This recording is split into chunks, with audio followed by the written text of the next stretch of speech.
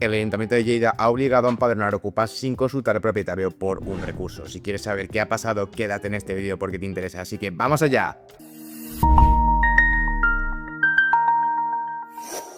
La jueza del Ayuntamiento de Lleida ha estimado el recurso presentado por ERC, ha declarado la nulidad de este punto y el que estipulaba que un empadronamiento que ostente un título de propiedad o alquiler pueda autorizar el empadronamiento de otra persona en el mismo domicilio. Esta sentencia ha obligado al Ayuntamiento de Lleida a empadronar a ocupas sin consultar al propietario. El juzgado de lo contencioso administrativo de Lleida ha anulado el punto del protocolo de empadronamiento que exigía informar al titular de la verdad cuando alguien quería empadronarse en ella sin disponer de título jurídico como un contrato de propiedad o de alquiler. El gobierno del PSC aprobó esta medida en el año 2023 para evitar el empadronamiento autonómico de ocupas. La jueza ha estimado el recurso presentado por ERC y ha declarado la nulidad de este punto y el que estipulaba que un empadronamiento que ostente un título de propiedad o alquiler pueda autorizar el empadronamiento de otra persona en el mismo domicilio. Esta sentencia remarca que no hay cobertura jurídica para el que deba conocer una audiencia previa con un tercero, ya que la inscripción en el padrón es un derecho y una obligación. También recuerda el informe que la sindicatura de Greuges hizo al respecto en enero de 2024, destacando que el padrón no supone el reconocimiento de la titularidad del domicilio y que el legítimo propietario mantiene intactas sus acciones que le puedan corresponder contra aquellos que permanecen de forma ilegal. De ahí que no se justifique la participación del propietario de la vivienda en un procedimiento que no ha sido instado por el mismo.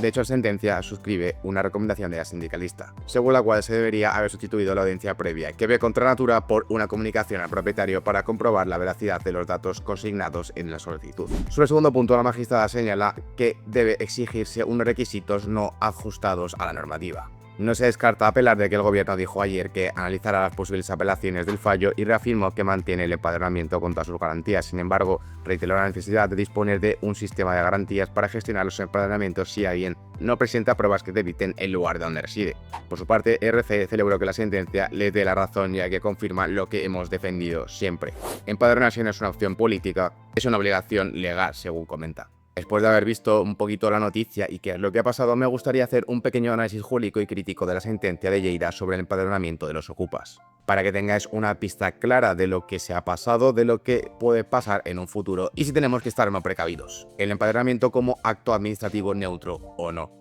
La legislación española, concretamente la ley base del régimen local, artículo 15 y siguientes, establece que toda persona que resida habitualmente en un municipio tiene la obligación de empadronarse. El padrón no es un censo de legítimos propietarios ni de arrendatarios, sino un registro de hecho, no de derecho. Ahora bien, eso no implica que sea un acto neutro, aunque no reconozca derechos sobre la vivienda, sí genera efectos jurídicos relevantes: acceso a servicios públicos, prueba de residencia para regularizaciones, argumentos en procesos legales para demostrar arraigo, y es por eso que la sentencia no puede tratar el empadronamiento como si fuera irrelevante jurídicamente, encontrándonos varios defectos jurídicos e interpretación cuando leemos esta sentencia. Lo primero que tenemos que ver es que la jueza anula el protocolo municipal de Lleida por exigir al ayuntamiento que, primero, notifique al propietario si alguien sin título jurídico intenta empadronarse y, segundo, que permita que un empadronado con título autorice a otros. ¿Problemas jurídicos de esta solución? Pues el primero es que se ignoraría la función de control administrativa del ayuntamiento, porque además exigir cierta comprobación, como contactar al propietario, no vulnera ningún derecho, sino que está permitiendo proteger otros intereses legítimos, como el de la propiedad privada. El segundo es que confunde el derecho al empadronamiento con su tramitación autonómica, porque el empadronamiento es un derecho, sí, pero no un derecho incondicional ni exento de comprobaciones mínimas. Y por último, desautoriza una herramienta preventiva de fraudes, porque si cualquiera puede empadronarse sin pruebas ni control, se desnaturaliza el padrón como registro fiable. La magistrada evita ponderar el conflicto entre el derecho a ser empadronado y el derecho del propietario a la tutela de su posesión, como exige el artículo 33 de la Constitución española, derecho a la propiedad privada, y omite cualquier referencia a principios de proporcionalidad o equilibrio entre derechos en conflicto. Por su parte, las consecuencias jurídicas y sociales serían que, por un lado, existe una amplia vulneración indirecta del derecho a la propiedad, porque aunque el padrón no otorga derechos de uso o propiedad, es una herramienta con efectos colaterales importantes, como que se usa como prueba de procesos de arraigo, acceso a ayudas o juicios de desahucio, y poder alentar dificultar procedimientos de recuperación posesoria, por ejemplo, en caso de que se alegue vulnerabilidad social. En la práctica, empadronar a un ocupa sin título ni control previo y sin siquiera avisar al propietario erosiona de forma indirecta la posesión jurídica al titular legítimo. lo que para mí es un precedente institucional muy peligroso, porque esta sentencia normaliza la desposesión del propietario, eliminando el único margen de defensa previa que puede tener el procedimiento administrativo. ¿Qué conseguimos con esto? Que traslada todo el peso a la vía civil o penal, ya saturadas con procesos lentos y costosos, y además desincentiva a los propietarios a declarar o registrar propiedad o a colaborar en la administración por temor a perder el control de sus inmuebles, por ejemplo.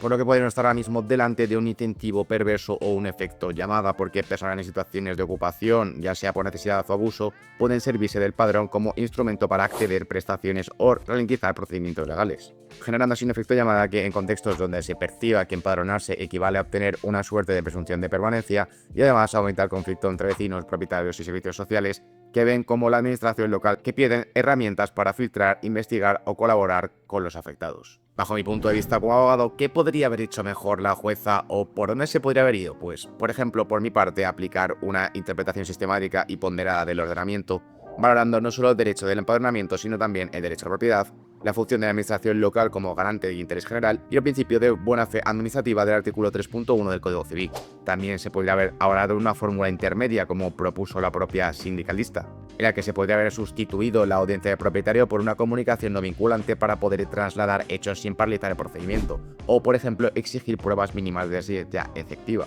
en lugar de un empadronamiento automático por mera solicitud. Y por último, yo creo que no se debería convertir el patrón en un acto automático, sino en un acto reglado, sujeto a verificación objetiva y compatible con otros derechos fundamentales. Por mi parte, yo creo que esta sentencia es una sentencia técnicamente muy débil y políticamente muy peligrosa, porque esta sentencia del juzgado de lo contencioso de Lleida no solo es jurídicamente cuestionable, sino que habría un precedente profundamente irresponsable en un contexto social y legal ya suficientemente tensionado por el fenómeno de la ocupación. Porque seamos claros, esta resolución lo que hace es que asume una postura formalista y simplista, interpreta que el empadronamiento es un derecho absoluto, automático e incontestable, y lo hace ignorando deliberadamente los efectos jurídicos, sociales y económicos que genera el empadronarse, sin ningún tipo de control o personas que han entrado en la vivienda al margen de la legalidad. El argumento de que el padrón no legitima la ocupación es técnicamente cierto, pero jurídicamente insuficiente, porque en la práctica ese empadronamiento sirve como prueba de riesgo y permanencia en procesos judiciales, puede frenar o entorpecer desahucios y sobre todo otorga acceso a recursos públicos y subsidios pagados por el contribuyente, incluyendo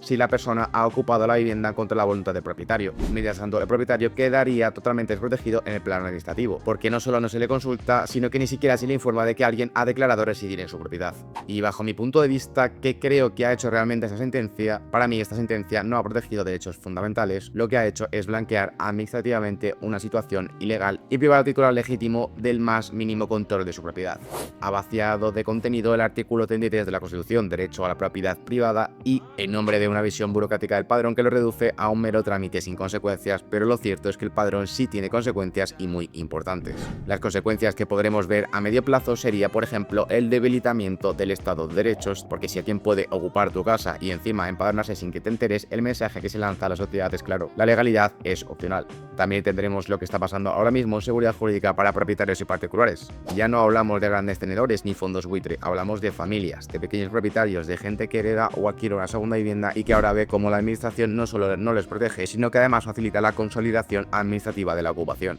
Y por último, también podríamos contemplar una deslegitimación de las instituciones públicas si el padrón se convierte en una puerta trasera para consolidar situaciones ilegales, porque lo que está generando con esto no es una inclusión social, lo que generas es una desconfianza y ruptura institucional. Y todo esto sin ningún tipo de debate ni ponderación, ni una sola línea de la sentencia que equilibre derechos, ni una referencia al impacto económico y social de la ocupación, ni una reflexión sobre cómo armonizar el derecho del empadronamiento con el derecho a la propiedad. Esta jueza lo que ha hecho es que ha optado por la vía más cómoda, convertir el padrón en un formulario vacío, desconectado de la realidad, sin asumir ninguna de las consecuencias que genera esta postura. Por mi parte, creo que urgentemente lo que necesitamos es una reforma reglamentaria clara y vigente que imponga controles administrativos mínimos y obligue a las administraciones a comprobar la veracidad de las situaciones del empadronado. En segundo lugar, una jurisprudencia constitucional que ponga freno a esta deriva y reafirme que los derechos sociales no pueden construirse a costa del derecho a la propiedad, y sobre todo una ciudadanía crítica que entienda que proteger el patrón no es lo mismo que blindar privilegios, sino que el sistema sea justo, sea coherente y equilibrado para todos.